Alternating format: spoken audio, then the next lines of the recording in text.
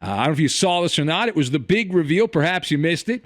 A woman named Ashley Solis said at a news conference held at the office of lawyer Tony Busby, he is the lead dog who is attacking the Deshaun Watson credibility, and he's the one filing all these lawsuits, high-powered Texas attorney Tony Busby.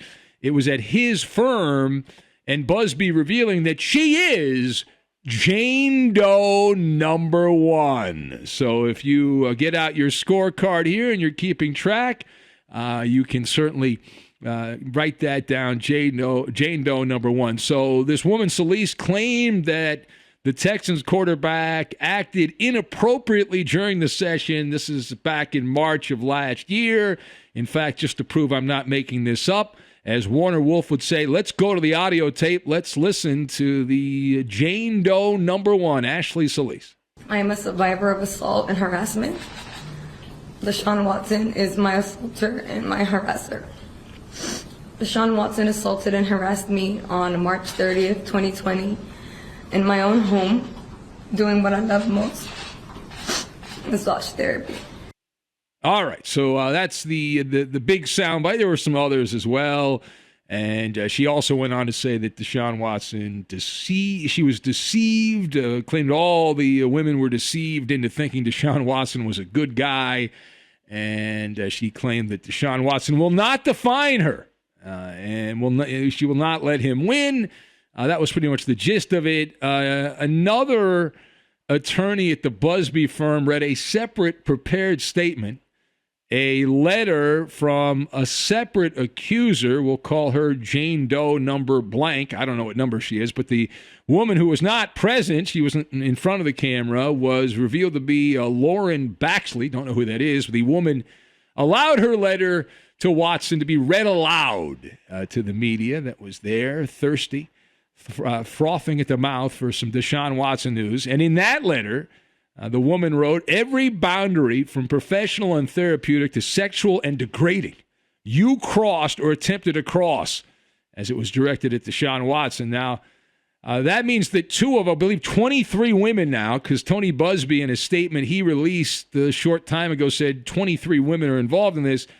So two of that, either 22 or 23, have now filed lawsuits against Watson, have gone public. So let us discuss as the plot thickens around Deshaun Watson. So the question, what do you make? Very simple. What do you make of the latest developments in this Deshaun Watson story and where we are right at this moment? So I have my thoughts. Van Morrison, ice water, and booby trap. And we will tie all of these things together into an adequate Maller monologue. Now, let's start with Tony Busby, who is not missing any opportunity to dig his tentacles into Deshaun Watson. This is why Busby's got a lot of money. He's a very powerful Texas attorney. He knows how to play the game. That news conference was a made-for-TV spectacle. Right? Now, I don't know what side you're on, whether you think Watson's a creeper or you think Watson's being railroaded here and it's all made up and he's not Bill Cosby or somebody like that. That is obviously yet to be determined, but Busby should win an award. Even if you're on the other side, Busby should win an award for choreography. And you can tell, and I watched it when I woke up. It happened while I was sleeping, but thanks to YouTube, you can go back and watch these things. But you can tell that Busby studied the legends of the legal world in these types of presentations. And I'm guessing when he was doing that, he had the 1960s rock song from Van Morrison, Gloria, playing in the office there, because this was a Gloria Allred type situation, right? Gloria Allred's the one that made the handbook on these things. When you accuse someone of sexual assault, she's the lawyer you typically go to, not Tony Busby. And when you look to how to mold a news conference and set the narrative, she is, Gloria Allred, the Picasso of this type of legal work. She's been that way my entire life. And so he took some pages out of that playbook, and the obvious thing is you have to tug at the heartstrings to make this effective. That is the objective. On cue, We had what? We had sobbing. We had tears. You can check in with the Houston Public Works Department, turn on the emotion. Now, I'm not saying it's fake emotion. I'm not saying that at all. I'm just saying it needs to happen. And it wouldn't put it past a lawyer to encourage poetic license, to embellish the situation. Now, I am not a lawyer, but I can play one on the radio pretty effectively. And you have to show in any kind of a civil case here, to get any real money, you have to show long-term damage. In this case, you're talking about emotional distress, that years and years of therapy are going to be required to get over this, and you're never going to be the same. You're a fractured person.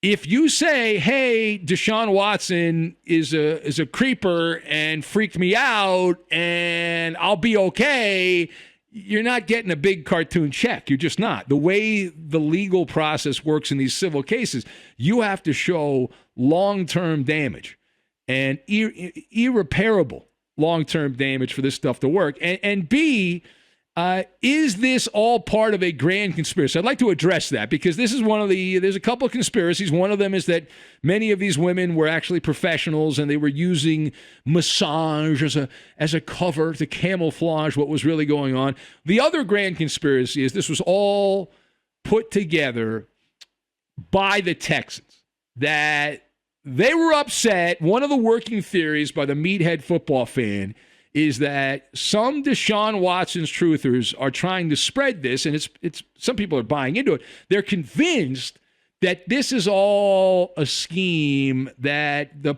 puppeteers behind the Texans have put together as payback, revenge, because Deshaun Watson attempted to sashay his way out of Houston via a trade and smeared the Texans organization as dysfunctional, while apparently being a big pervert, if you believe the lawsuits. Now, the lawyer filing all these lawsuits, Tony Busby, has claimed in the past to be Cal McNair's neighbor. That, according to internet investigators who were connecting the dots, is all you need, right? That's they think, the gotcha moment. Gotcha. See, Busby was the neighbor with Cal McNair. Cal McNair's the big shot with the Texans. Connect the dots. This is all put together under the table. Now, you wouldn't think Tony Busby would admit to that. He did not. He attempted to pour ice water on that popular and growing conspiracy theory. He said, quote, Busby, I don't know the McNair family. I wouldn't recognize Cal or Hal or whatever his name is if I saw him on the street, Busby stated. This case has nothing to do with the Texans. It has nothing to do with free agency. The Texans are not a team that I follow, Busby said. Case is about brave women. That was his statement. Of course, listen, I get it. You're not going to admit to that, even if that is the reality. All right, last word here.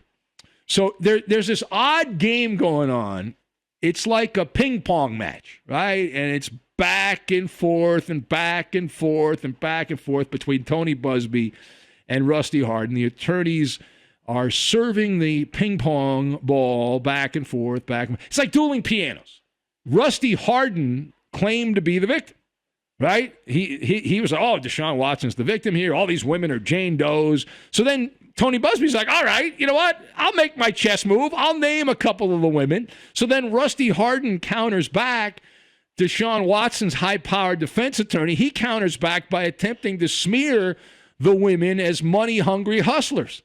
Hardin claimed that Ashley Solis, the woman you heard from in the soundbite we played earlier here, wanted $100,000 to make this all go away. Hush money. So then Rusty Hardin released emails that seemingly confirm the demand that was made. To some, that seemed like a shrewd legal move at first glance. Upon further investigation, we learned it was a misstep. Turned out to be a misstep. This was a booby trap that Rusty Hardin stepped in. Now, why was it a booby trap? For several reasons. All right, the emails that were released by Rusty Hardin's law firm, while if you look at them at first, you're like, well, this is a shrewd move. But then you realize that they show the demand made by the woman who wanted $100,000 was not considered extortion. It wasn't said to be blackmail in the back and forth of the emails. You would think that if the agent there, Rusty Hardin, who was not, I believe, not representing Deshaun Watson at the time, this is a different lawyer, different attorney, Scott Gaffield is the person that wrote on Deshaun Watson's behalf. I have no idea who that is, but he was said to be a lawyer, and he wrote back. He didn't say extortion. He didn't say blackmail. Wouldn't you say, listen, this is an extortion attempt. I'm not going to pay you anything. That is not what happened at all. In fact, the Deshaun Watson camp legitimized the accusation. They didn't want to pay $100,000. They wanted to understand the rationale behind that. But if you look at the statement, which was released by Deshaun Watson's attorney, this didn't come from Busby. This came from Watson's attorney.